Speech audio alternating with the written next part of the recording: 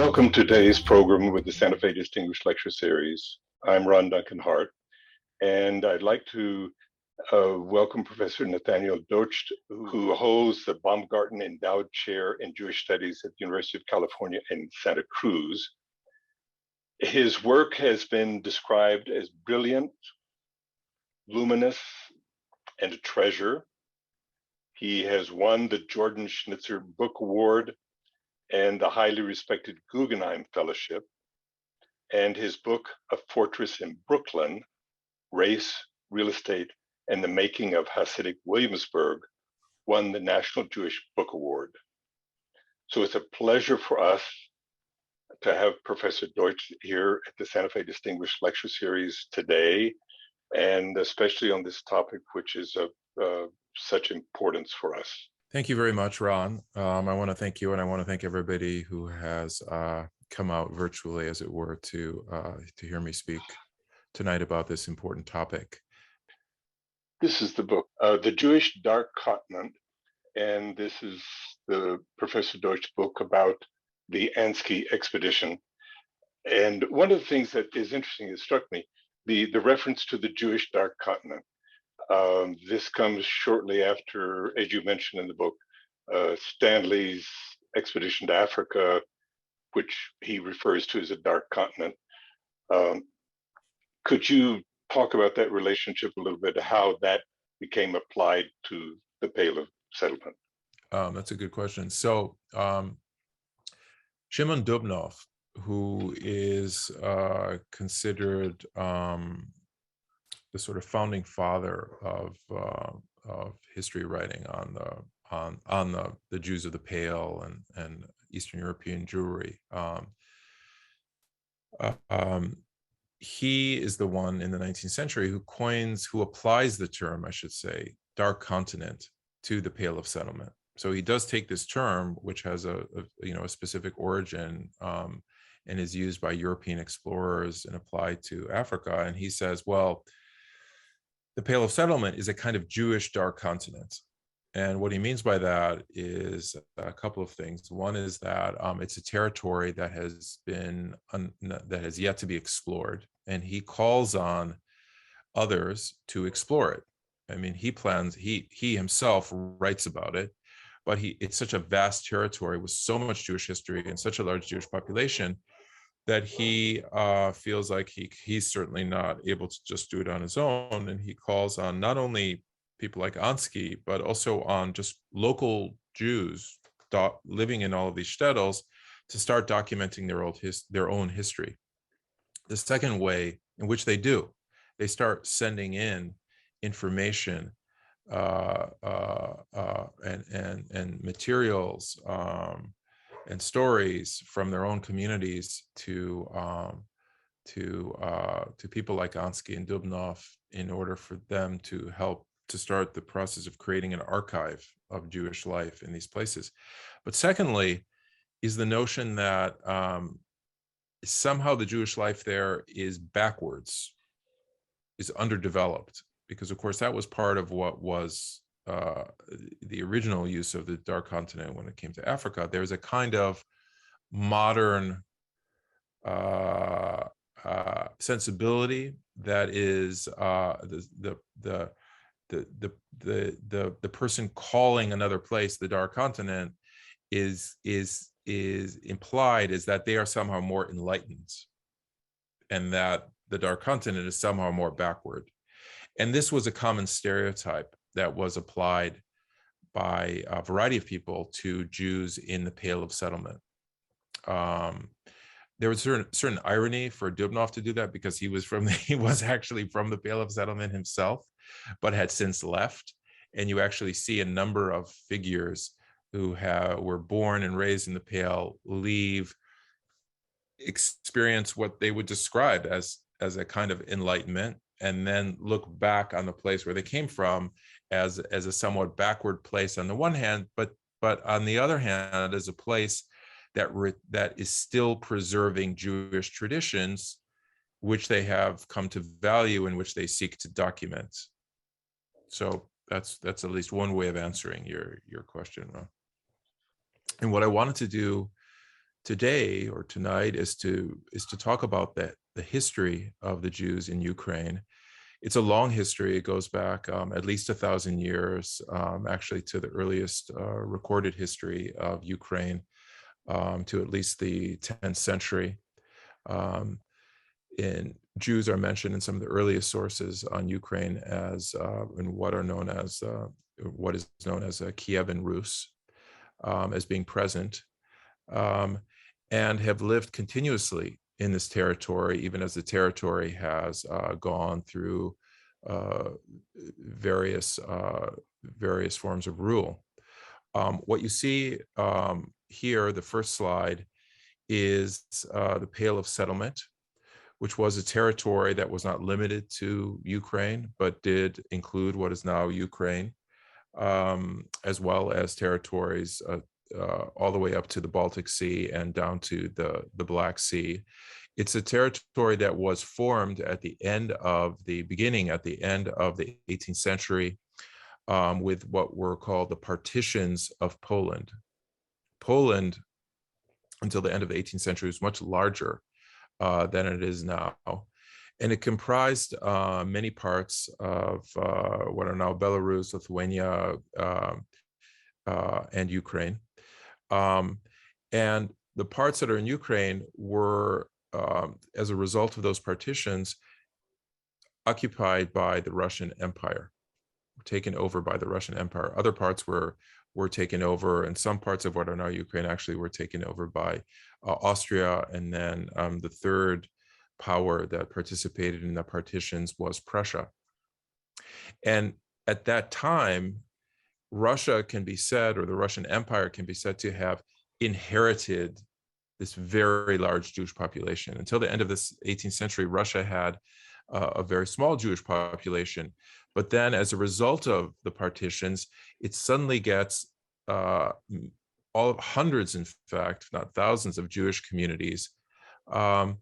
And in the 19th century, the Jewish population will be so large that when the census of 1897 is taken by the Russian Empire, it's an all-empire census, roughly 5 million Jews are living within this territory, and they constitute around 40% of the world's total Jewish population. Okay, so really the largest concentration of Jews in the entire world are living in this area. While the Pale is not only limited to Ukraine, Ukraine is in the heart of the Pale of Settlement. And I think it's appropriate then to begin to talk about Jewish life and history in Ukraine by starting with the Pale of Settlement, even though I'm going to be moving back and forth at least a bit between different time periods. The census in 1897 is very, very important for providing a variety of forms of information about Jewish communities and life in what is now Ukraine, independent Ukraine, but at the time was part of the Russian Empire. Most of it was part of the Russian Empire. As I mentioned, some of it is going to also become part of Austria and then the Austro-Hungarian Empire later in the 19th century. Galicia, in that territory, which is known as Galicia, which was includes part of what is now Ukraine. But what you'll see here is that the three kind of central provinces within the Ukrainian part of the Pale of Settlement, that is Kiev, Volhynia, and Podolia, have quite significant percentages of their population is Jewish. 12% in Kiev province, 13% roughly in Volhynia, and 12% in Podolia. To give you some sense, prior to the ascent of the Nazis in Germany, there was roughly 0.75% of the German population was Jewish. So this is much, much larger. And I should point out that this is the overall population in this is the percentage of the overall population in these provinces. If you were to go into the towns that dotted these provinces, towns which in Yiddish are called shtetls, these are market towns, which I'll be returning to the concept of the shtetl later in my talk. you would find much higher percentages because the Jewish population tended to be highly urbanized in towns and cities. Some lived in the countryside, although their ability to live in the countryside had been restricted legally. So there were much smaller numbers in the countryside. And in the cities and in the towns, they could be 40, 50, or even in some cases, 70, 80, 90% of the population. So even though the overall percentage is, around 12 to 13%, which is roughly the percentage of African Americans in the US population right now. So that's still significant. In the towns and cities, it was much higher. So this is really the heartland of the world's largest Jewish population. Now, before it became the Pale, Jews, as I mentioned, had been living in what is now Ukraine for centuries, in areas that had been controlled by Poland. So the political structure in this territory was that you had Polish aristocrats, noblemen, who owned large estates in what is now Ukraine, and the peasants were ethnic Ukrainians. And there was also a religious difference insofar as the Poles were overwhelmingly Catholic, and the ethnic Ukrainians were Russian Orthodox, although then there was an attempt to kind of split the difference between Catholicism and Orthodoxy by creating something called the Uniate Church, which does take hold in some parts of this area. And then you have large Jewish populations, and you have Tatars as well, who are Muslims, as well as some other ethnic and ethno-religious groups. Well, in 1648 and 1649, you have an uprising of ethnic Ukrainians and Cossacks, and eventually they're going to ally themselves with Tatars against the Polish landowners. And in that uprising, many Jews and Poles are massacred. And in the Jewish historical imagination, this becomes known as Gzeras Tach V'Tat, meaning the evil decrees, because Gzeras means decrees, but it's evil is implied, of 4849, which is the way in which the numbers in Hebrew are spelled out. And thousands of Jews were killed in that uprising. Thousands were enslaved, others were converted, taken into captivity, brought to the and then had to be redeemed from slavery. It ended up being, in many ways, the most traumatic event in Eastern European Jewish imaginary up until at least the end of the 19th and beginning of the 20th century, and inspired a lot of literature. For example, Isaac Bashevis Singer's Slave, which people may be aware of, as well as very many folk tales. After Gzeras Tach V'Tat, the most of the rule reverted back to Poland, or Polish rule, and Jewish communities reestablished themselves.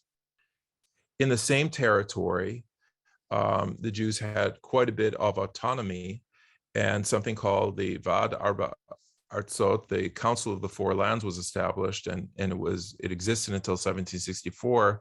This was a kind of semi-autonomous political structure in which the Jews were allowed to a large degree, to organize and administer their own affairs, as long as they were providing taxes to the rulers and fulfilling other responsibilities. The representatives of the Four Lands were Jewish leaders who met annually during market fairs, these large fairs, which were economic as well as cultural, and in this sense, political affairs. So until the end of the 18th century, Jews had quite a bit of autonomy and were really thriving in this territory, and in fact, experienced a real population explosion. The reason why there are end up being so many Jews in this area is because you have, in the 1600s and 1700s, a very large expansion of the Jewish population, which historians still study and try to figure out exactly how to explain that. In addition to this political autonomy, you have a number of other developments in this territory that are very significant for the future course of Jewish life in Eastern Europe more broadly and in Ukraine specifically. One of those, certainly one of the most important, is the emergence of the Hasidic movement. So Hasidism, Chassid means pious or pious one in Hebrew. And Hasidism begins in Podolia, which is one of those provinces in Ukraine that I mentioned earlier. And it is founded by somebody named the Baal Shem Tov, the master of the good name, who is a kind of shamanic figure. He has disciples, including someone named the Maggid of Mezerich. And the Maggid of Mezerich has disciples, and others have disciples. And eventually, the Hasidic movement, in the matter of really a few short decades, is going to spread throughout Eastern Europe. And here we see a map that was done recently in a book by Martin Wodzinski. It's a historical atlas of Hasidism, which I would recommend to those who are interested in the history and in the present of the movement, and has a number of very, very interesting maps. This shows how from beginning in the southern part of Ukraine, it's going to spread throughout this territory. And this is roughly equivalent to what's going to become in a few decades the Pale of Settlement. And the way that Hasidism was organized was that you had leaders or rebbes who were established in towns, and they end up being established in towns throughout this territory. They establish courts, and ultimately they're going to establish dynasties so that their leadership is passed down typically to a son or to an important disciple.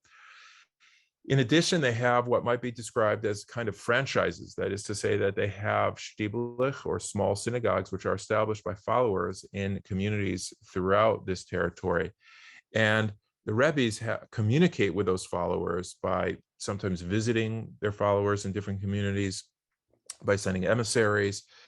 Often the followers, if they can afford it, will come to the town where the rebbe is located, where the court is located, and they'll also send what are called kvitlich, which are small notes with requests for blessings, which the rebbe will administer. The rebbes themselves become known by the towns in which their dynasties are established. So, for example, we have many of these are in Ukraine. The Chernobyl Rebbe, the Trisko Rebbe. I'm just mentioning some that are in Ukraine now, and the Breslov Rebbe, and many, many more. And in fact, many of the towns that in recent days have been mentioned in the news because of the Russian invasion of Ukraine are towns with very, very long histories in the Hasidic movement. And that includes Chernobyl, which is actually the sort of mother city of Hasidism in Ukraine, because a early Hasidic leader named Mordechai of Chernobyl had 8 sons. They were colloquially known as the 8 kind of candles of the menorah, because the menorah has 8 candles with a shamas, a ninth. And they spread out, each of them settled in another town, and they spread Hasidism in that way. Here's another map looking at the demography of the Hasidic movement. The red squares represent the greatest density of Hasidic population, and the green ones the least dense areas. And the reason why the green is it's most green in the north is because north of Ukraine, in what's now Belarus and Lithuania, there was a different region of the Pale of Settlement, which was called Lita in Yiddish, or Lithuania. Lita, in the Jewish kind of map, doesn't just include Lithuania. It also included, like I said, parts of Belarus, and even and parts of Poland, what's now Poland, and even some parts of northern Ukraine. And that was the area where the opponents of the Hasidim actually were concentrated. They were known as misnagdim, which means opponents. And rather than Hasidic courts, their leadership structure and the movement that begins in that part of the Pale of Settlement in the beginning of the 19th century is known as the yeshiva movement. So that's where we have the growth of these modern yeshivas in towns like Volozhin and Tels and Novorodok and etc. And so the Hasidic movement doesn't have a stronghold there in the same way that you find further to the south and to the west in what is now Poland and in Ukraine, and also as you look further south into Austria-Hungary. So I want to mention that even though as a result of the Holocaust and Sovietization, the Hasidic movement was either destroyed or suppressed within what's now Ukraine, after the collapse of the Soviet Union in particular, we witnessed a resurgence of interest and the ability, in fact, to visit sites in Ukraine that had historically been connected to the Hasidic movement. And this is a map of some of those sites, which was created by Hebrew Union College. Many of the people who visit these sites are Hasidim, but that is members of contemporary Hasidic communities whose ancestors or whose communities have roots in Ukraine. But there are also Jews from other backgrounds, including Jews connected to Hebrew Union College, which is the flagship institution for the Reform movement, who have also made pilgrimage. So this is a map produced by them. And you can see in the north here, Chernobyl, which before became infamous for the nuclear meltdown, was from a Jewish perspective, as I've mentioned, famous in Hasidic circles, and which is right north of Kiev. Here is the most important, in terms of the numbers certainly, Jewish pilgrimage site outside of Israel, which is in Uman, which is in a town in more in southern Ukraine, which is associated with a famous Hasidic Rebbe called Reb Nachman of Breslav or Bratslav. On the Jewish holiday of Rosh Hashanah, thousands, upwards of 40 to 50,000, certainly before the pandemic, Jews from around the world, including many, probably a majority of the people who visit are certainly a majority are from Israel, go and celebrate the Jewish New Year in Uman in what's called the Rosh Hashanah kibbutz, or gathering in Uman. And here are some members, followers of this Hasidic Rebbe celebrating. Here's another image of this gathering, annual gathering. Okay, so this is another map. And there's a scholar named Yanav Spitzer, who's an economist at Hebrew University in Jerusalem, who's done some very, very interesting work on the Pale of Settlement, various sociological and economic aspects of the Pale of Settlement. So I would recommend his work, and he's posted some maps as well. So this is one of the maps that he created showing Jewish communities throughout the Pale of Settlement, with dots representing different populations. So one can see in this area, hopefully you can see Volhynia, Kiev, Bessarabia, Kherson, Podolia. This is very densely populated, these territories that are part of what is now independent Ukraine, very densely populated Jewishly speaking.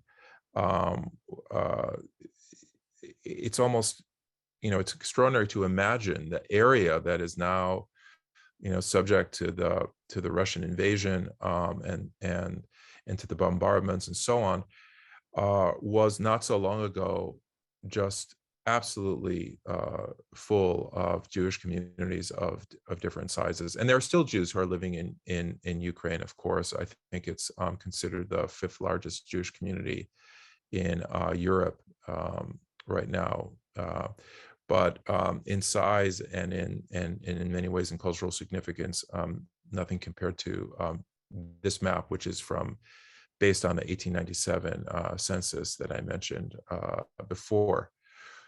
This is another this is another image from his work, which shows the Jewish occupations in the Pale of Settlement in 1897. So this gives you a kind of a snapshot of what occupations were Jews most involved in, and the first the occupation that had the most Jewish involvement, perhaps not surprising, given the given what's going to happen in the United States with Jewish immigrants from Eastern Europe, is manufacture of clothing. So 16 out of 100 Jews in the Pale of Settlement was involved in the manufacture of clothing, which is really quite extraordinary. That actually would be much high. It's going to be much higher among the first generation of Jews involved who arrive in New York City in particular. Garment manufacturing is going to be obviously is going to continue to be a very, very important Jewish industry. But you see a whole range of different professions that Jews are involved in, as well as number 42 is prisoners and convicts. So these are Jews who happen to be in prison at the time that the census was taken. But we have a whole variety of professions going from manufacture of clothing down to metal smelting and being a clergy person, and so on. Here's the occupational distribution in the Russian Empire for Jews and non-Jews, are also taken from that census. And I'll just mention a few things from this that gives us some insight into the Jewish community, as well as the Jewish community relative to the non-Jewish community, non-Jews in the same territory. And that is that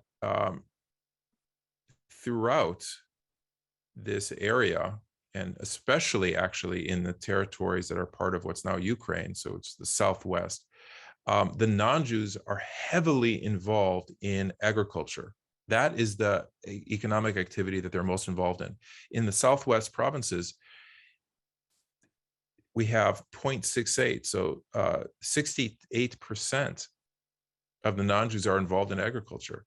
0.02, so 2% of the Jews are involved in agriculture, and that carries through for all the provinces of the Pale. So if you wanted to contrast the Jewish economic involvement versus non-Jews, you'd say non-Jews are a very, very large percentage are involved in agriculture in some way, and the Jews a very relatively small percentage are. Instead, they're much more involved in manufacturing and commerce of various sorts. Okay, this is another a very important, tragic aspect of the Jewish experience in the Pale, and as well, including what's now Ukraine, which is pogroms. So pogroms were violent attacks on Jews living in the Pale by their neighbors, by their non-Jewish neighbors. The involvement, or at least the degree to which the police looked the other way, has been a question that historians have explored. To what extent the government itself, that is the Russian government or more local government officials, either condoned it or supported it, or in fact, or may have in fact opposed it, because perhaps they didn't want to destabilize the situation on the ground or their regime, is something that historians debate. But what you see in this map, which was created by 3 economists recently, who are also looking at these, some economists are doing some of the most interesting work in this, looking in their case, they were looking at what were the were there economic causes, or what were the outcomes of pogroms on immigration. And here we see a map that looks at the really tremendous number of pogroms that erupt in 3 waves. The first wave is in the early 1880s, particularly following the assassination of of the Tsar. Then we have another wave from 1903 to 1906, and then we have another wave from 1917, which is when the Russian Revolution occurs, which is going to end the Pale of Settlement into the early 1920s, when actually the largest number of Jews are killed in that last wave of pogroms. So this is especially as we move into the end of the 19th, beginning of the 20th century, pogroms are going to be an unfortunate feature of life in this area. The most infamous one being Kishinev. But as I mentioned, actually, in terms of the number of Jewish lives lost, perhaps 40 to 50,000, it's going to be the pogroms that follow the Russian Revolution during what's called the Civil War between the various factions which is fought between the Reds and the Whites and others. In most of the fighting is going to take place in Ukraine, and most of the pogroms that occur are going to occur there. All right.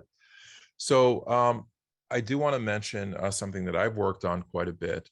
At the beginning of the 20th century, you saw a number of Jewish ethnographers, musicologists, photographers, trying to document Jewish life in the Pale of Settlement before what they feared, before it would disappear. And sadly, it turned out to be prophetic, because traditional life, Jewish life, would disappear. First, during World War I, it would be dealt a significant blow. Then the pogroms during the Civil War that followed the Russian Revolution, and as well as a result of immigration and assimilation, Sovietization in certain parts. Although it did continue in some places to a significant degree until the Holocaust, which of course takes place in these territories as well, what's sometimes called the Holocaust by bullets, which is going to occur on the Eastern Front, and what the historian Timothy Snyder has described as the Bloodlands. This area becomes known, or he's called it that. But before that happened, in the years preceding World War I,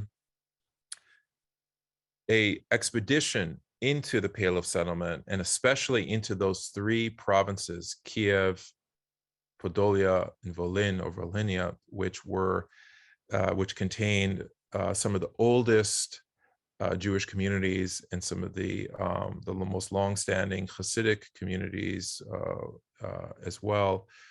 AnSky, which was the sort of nom de plume, nom de guerre of Shlomo Zanvil Rappaport, who was a playwright. He wrote the Dybbuk, which is probably the most widely produced play in the history of Jewish theater.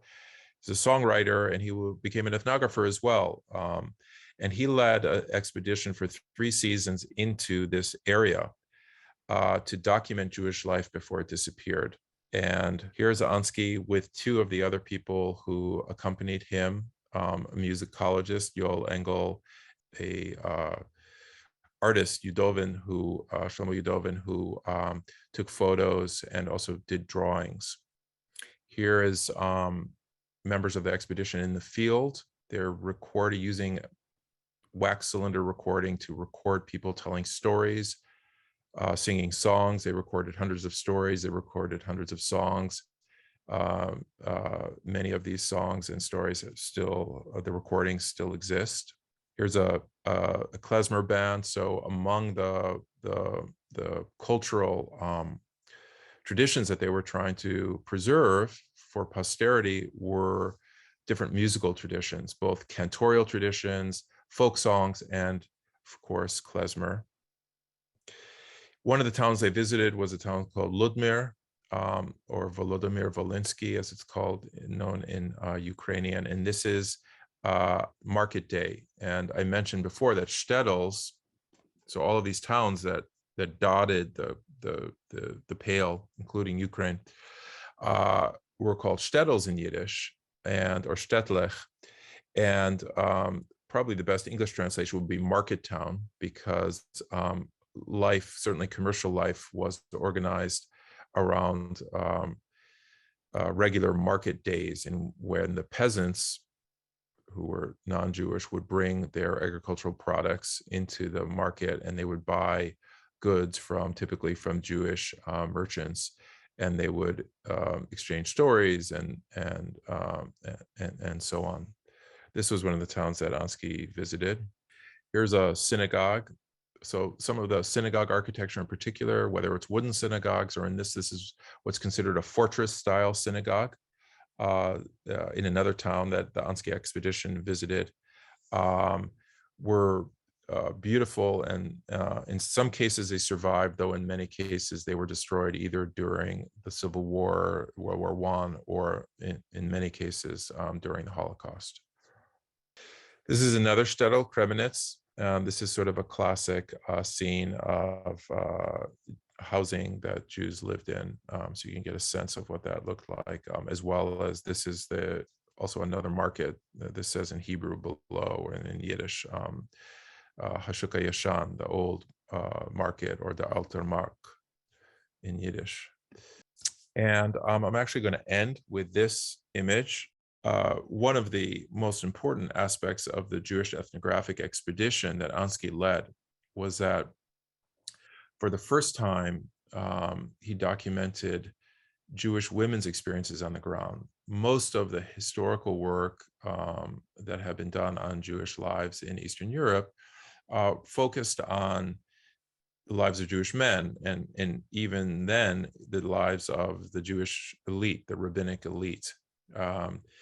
So AnSky's ethnography, though, he cast his net wide and included women, and identified a variety of different categories of Jewish women that played very important roles in the Pale of Settlement.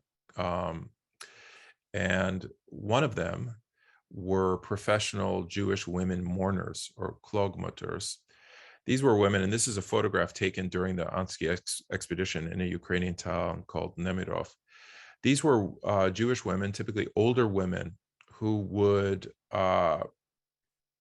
basically hang around in or near cemeteries. And during the Jewish month of Elul, where there is a tradition that continues to this day to visit the graves of dead relatives, they would offer to mourn on behalf of the visitors to the cemeteries, to mourn the dead. And you would typically pay them a small amount of money, and they would improvise a lament. And it was, there are descriptions of this, and they would, the more emotional, the more heartrending that they could, that their lament was, the more respect that they received, and the more they were valued in their communities. I'll mention just a couple of other women who, or categories of women that were important that AnSky documented. Another one were professional Jewish women healers and exorcists, who people would go to exorcise the evil eye, which was seen as the source for many illnesses, or to help someone who wanted someone else to fall in love with them, or to heal all sorts of sicknesses, and so on. And AnSky mentions that these women exorcists and healers were typically, at least in the communities that he visited, more sought after than the men healers, the male Jewish healers. And lastly, prayer leaders. So there were Jewish women who helped other women who were illiterate in leading them in prayers in synagogues. So this is kind of a whirlwind tour of Jewish life in what is now Ukraine. And I'm happy to answer questions, and thank you once again for coming and listening. Okay, thank you very much. Good. Ronald Costel asks, what is known of the origins of the Jewish population of the Pale? Mm-hmm. The origins, where does it come from, or Where do they come from? yeah, Believe, yeah. yeah. So I mean, the Pale is, the Jews are living in that area before, but they stay there, and the Russians come to them. You see what I mean? Or the Russian Empire comes to them, I should say. So it in that regard, they had been there, as I indicated, for centuries already.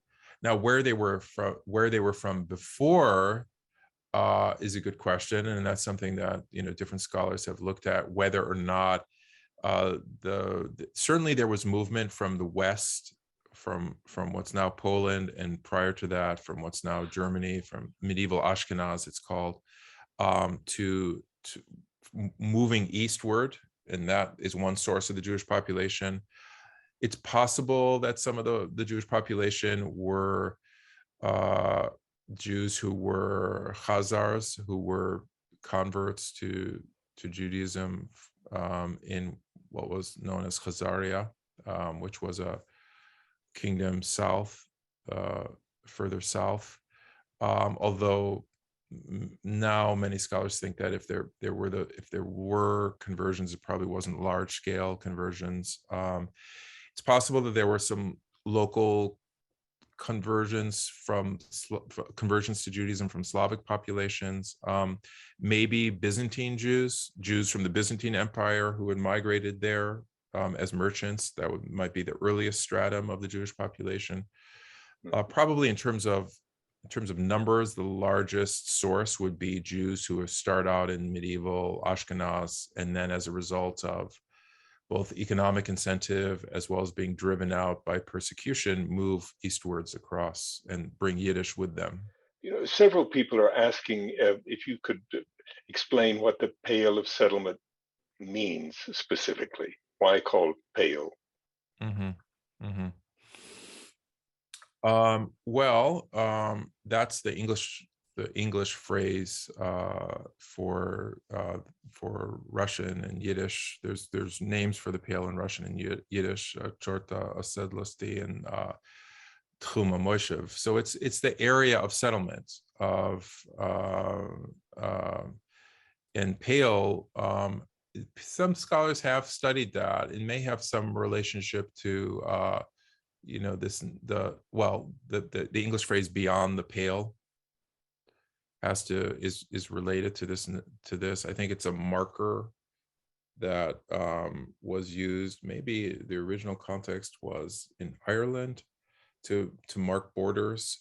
So it's a territory that is in this case, there weren't physical markers, but it was a territory to which the Jews were restricted, and they couldn't actually go beyond that area unless they had a special they couldn't live outside of the Pale unless they had in cities like Petersburg, Moscow, or Kiev, which was technically in the Pale, but it has a special status, and only very wealthy Jews could get permits typically to live outside of the Pale in these cities. And then at different times, also in the 19th century, Jews were actually expelled, or large numbers of them who lived in those cities were expelled from those cities. So the vast majority of Jews, well over 90% of the Jews in the Russian Empire live in the Pale of Settlement. That's something to keep in mind, that when people say that they're Russian Jews during the imperial period, they're Russian, they're living residents of the Russian Empire, but not of Russia per se. Really, they're living in Belarus, Lithuania, Ukraine, those areas. Etan Marcus asks about the relationship between the Hasidic Litvaks and the secular Jews. And getting into that, of course, one of the interesting things is that AnSky himself lived this entire segment of his life as a secular Jew, and something of a roustabout. So there's some interest in how do these populations fit together. So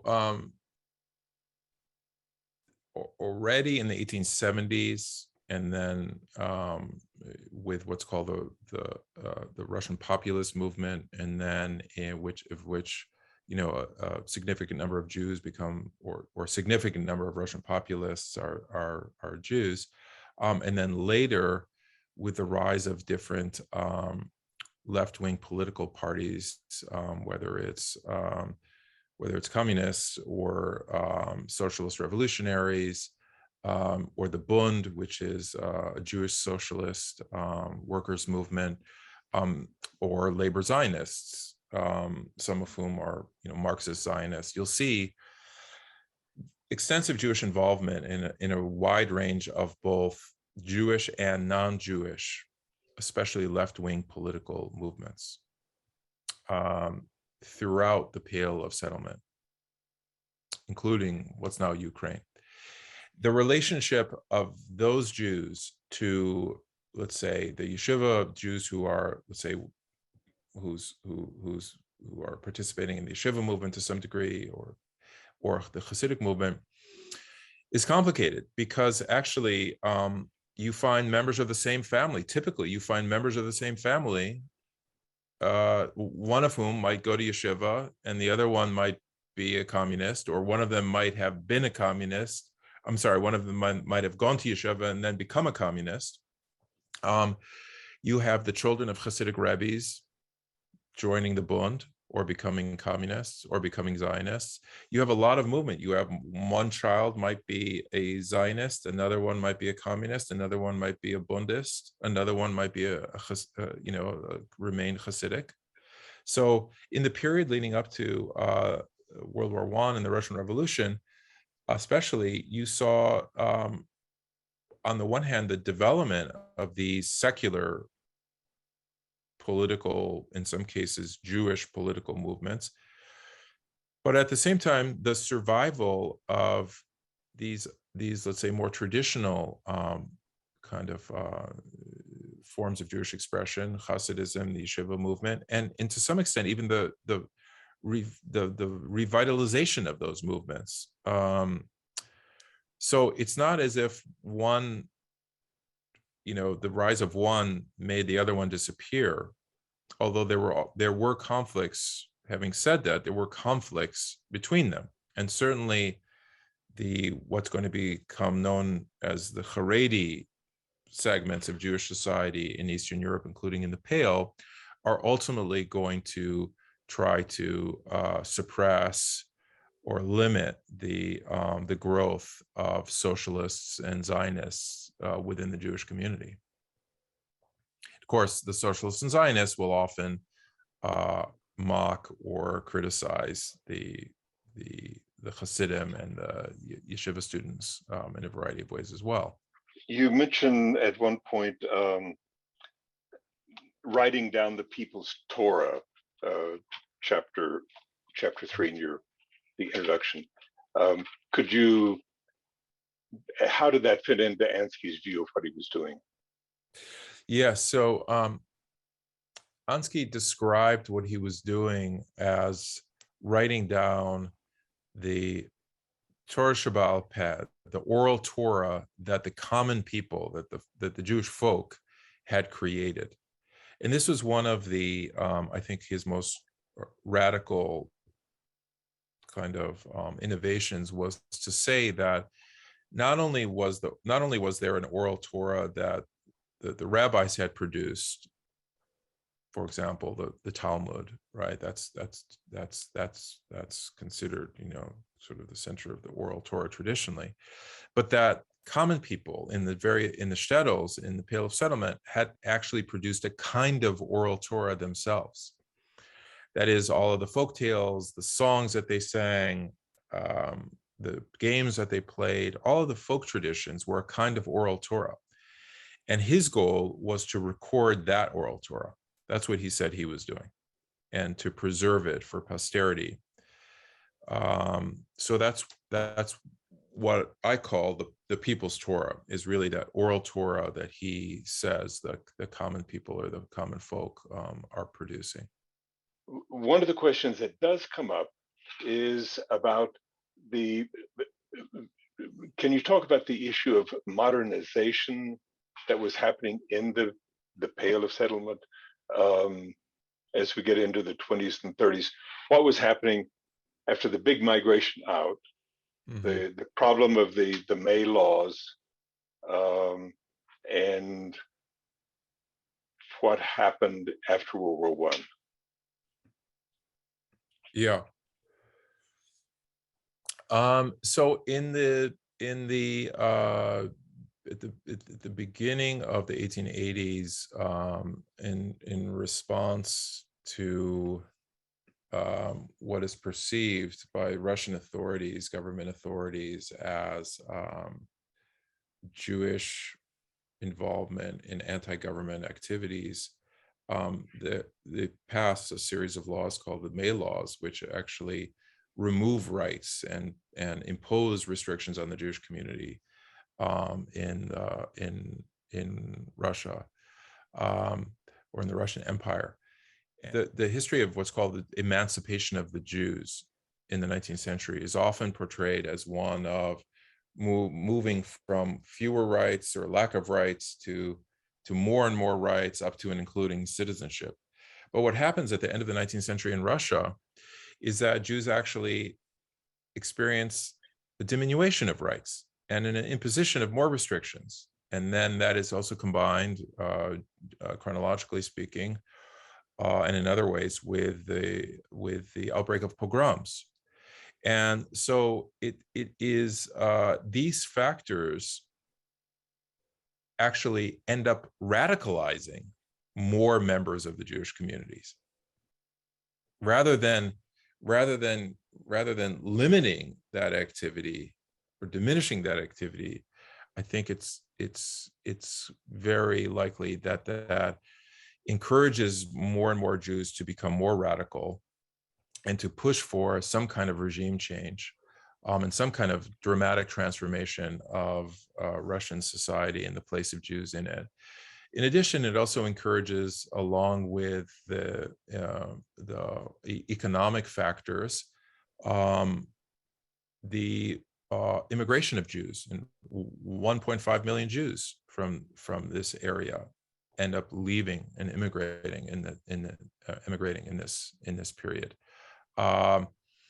At the same time, Jews are involved, and you saw the slide earlier regarding Jewish occupations, especially in certain parts of this area that I've been talking about, in industrialization and in the growth in manufacturing, and a significant number of Jews become proletarianized in this period, which of course is a big, and Jews are also the first waves of people in these areas to become urbanized.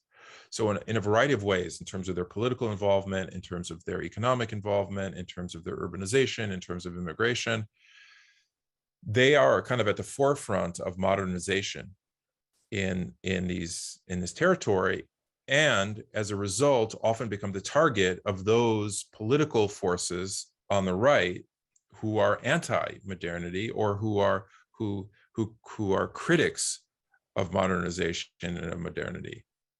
And so Jews become associated with those things, and that's one of the ways in which Jews are targeted. Marsha Torvin and some others have asked about the restrictions on Jewish communities during the Soviet era, and there's a particular question about what happened in Ukraine during the Soviet era. How did it compare with the restrictions that were under the Polish-Lithuanian control? Well, in between the Polish-Lithuanian Commonwealth and the Soviet, you have the Russian period, the Russian imperial period. And so, Jews have the most autonomy under the Polish-Lithuanian Commonwealth, because they have this Council of the Four Lands. Right. And you have what's called the Kahal, which I didn't mention, but it's a local semi-autonomous administration of Jewish communities in this areas. The Kahal is going to be abolished, and the Russian Empire attempts to administer the Jews in a much more hands-on way, in a variety of ways. One of them being to create the Pale, but then also to initially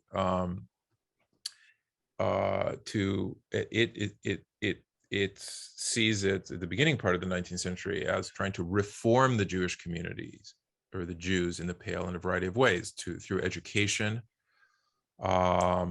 through draft into the Russian military, through limiting Jews' involvement in certain professions, especially the alcohol trade, which Jews had historically been very involved in the production and sale of alcohol. A whole variety of ways, which Jews, by passing laws regarding what clothing Jews can wear, whether they can wear traditional clothing or not. For Russian reformers, they see this as a way of integrating Jews and modernizing Jews. But many Jews, especially the traditional Jews, see these as impositions or worse. There are some Jews who go along with this, who cooperate and who at least try to bring about at least some of these reforms. But in general, the Jews resist these reforms. Now, in the Soviet, that's a whole other thing. Once the Soviet Union is created, and in the wake of the revolution, the Pale doesn't exist anymore. And Jews living in Ukraine and other parts of what were previously the Pale have much more freedom to move. And that's when you start to see many Jews moving from shtetls and from larger urban areas within the former Pale to cities like Kiev and Moscow and St. Petersburg. Many of the Jews who end up in those places their ancestors were from, the vast majority, their ancestors are from the Pale. But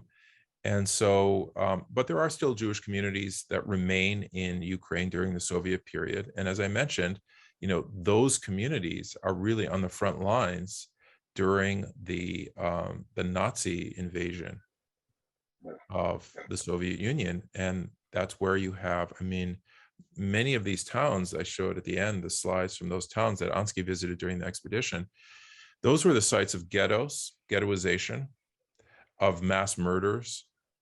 In some cases, tens of thousands of Jews were murdered in or outside of those towns. I visited some of those sites myself. In some cases, those towns had become part of Poland between the wars, but in some cases they were part of the Soviet Union, Soviet Ukraine. So at that point, you have people moving out into Russia itself, to the Urals and to other places. Exactly, and moving all over. But significant numbers remain in Ukraine still, and in some cases continue to speak Yiddish. In some cases, try to maintain traditional Jewish life, but of course are also experiencing Sovietization. So one of the questions was about language. Yeah, so absolutely. Yiddish is spoken as the native language by over 90%, certainly, of the Jews living in this area. Some smaller number are able to communicate in the local languages, especially those who are involved in trade or have some other incentive. It could be Ukrainian, it could be Belarusian, and so on. And then some who have to interact with the Russian officials will know Russian. One of the things, talking about the music and the songs, you give an account of AnSky dealing with the issue of Kol Isha and women being hesitant to, or not wanting to be recorded and sing in front of men. Could you recount the story of how AnSky and his collaborators had to be in the room next door as a woman was singing to her granddaughters? Yeah, so there's a Jewish legal tradition called Kol Isha, the voice of a woman, that men are not supposed to hear women singing. And this posed a problem for AnSky because women, like men, sang songs, and some songs were actually sung particularly by women, including lullabies, but some other songs. And so AnSky wanted to record those with this wax cylinder recording equipment he had. In one case, actually, it was in Kremenetz, the town that I mentioned there in the slides, one of the towns. There was a woman who knew a old song that went all the way back to the Hasidic figure called the Abder Rav. And he wanted to record her singing, but she refused because of this legal tradition. And so he had her go into another room and sing in front of other women.